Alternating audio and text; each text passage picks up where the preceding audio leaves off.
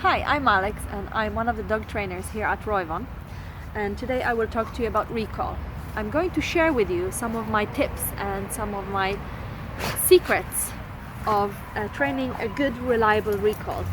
And I'm talking about rocket recall. I'm talking about the kind of recall where the dog runs to you away from whatever they're doing. They're turning on the penny and flying on their ears back to you as fast as they possibly can.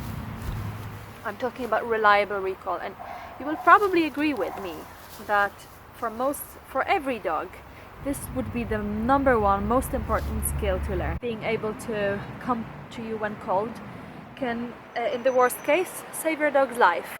It can get you or your dog out of trouble, it can save you embarrassment, and it can allow your dog to have off-leash time, playtime, romp in the countryside, play in the park.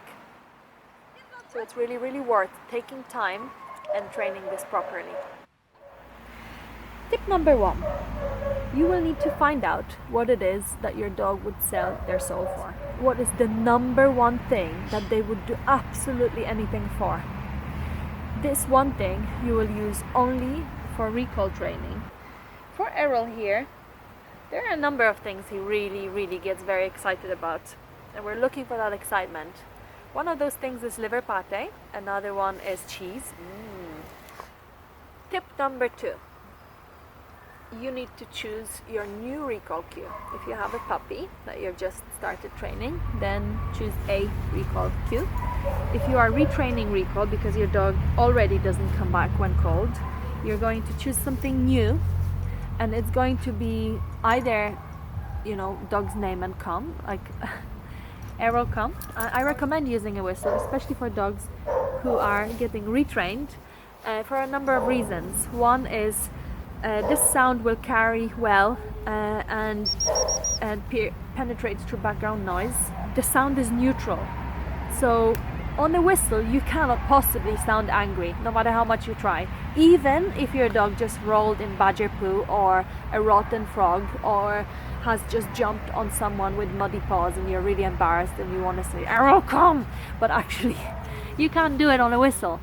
And it's very important because you want your recall cue, a whistle, to be something that when your dog hears it, they get very happy and very excited, and they choose to drop everything and run to you. So if you sound angry, your dog may be a little apprehensive to come back to you.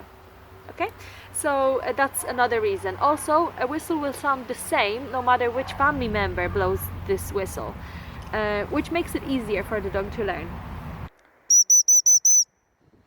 Tip number 3. Once you have identified what the heaven reward is going to be and you have picked your recall cue, you will pair the two things together.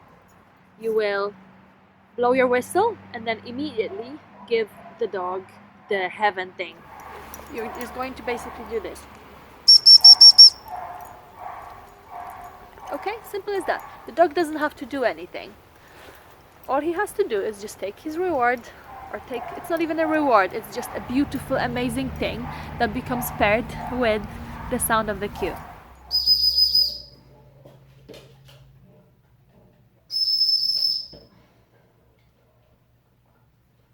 Errol, come! Good boy.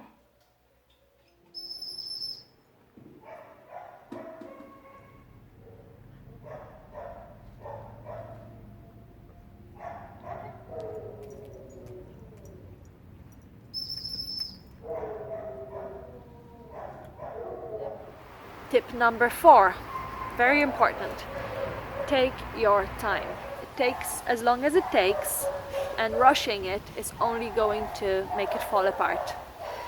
A rule of thumb, 6 weeks.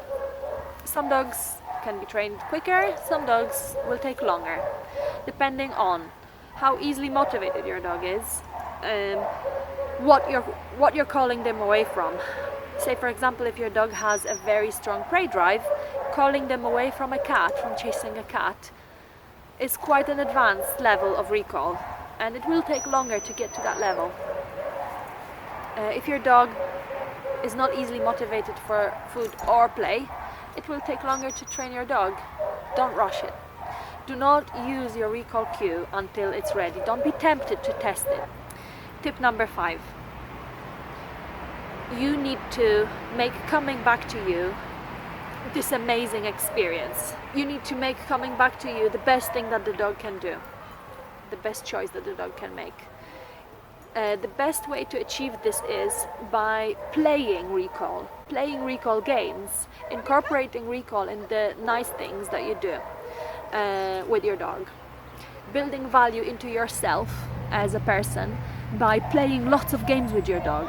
Play chase games, play tuggy, play ball, play clicker games, play all kinds of games with your dog, so that being with you and spending time with you is so highly valuable to your dog that your dog would happily choose you over other things. And recall is one of those skills that is deeply rooted in the relationship you have with your dog.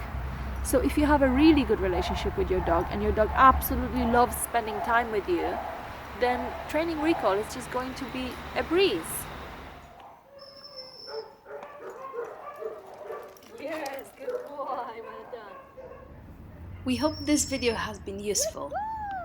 For more dog training tips and ideas, be sure to check out our other videos on YouTube and Facebook.